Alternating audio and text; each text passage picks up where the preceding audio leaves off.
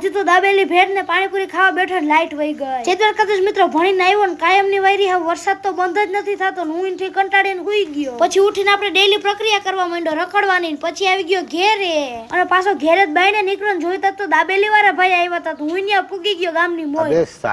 કેમ કે આપણે દાબેલી ને બધું લેવાનું હતું ને તો ગ્રાહકે આવવા માંડ્યા અને પછી ભાઈએ એનું પાણીપુરી બોલવા વાળું પપડું ચાલુ કર્યું અને પછી દાબેલી બનાવવા માંડ્યા ને આયા બેઠા એનું એટલું જ કામ ભભાવની વારી બધાની વાતો કરવાનું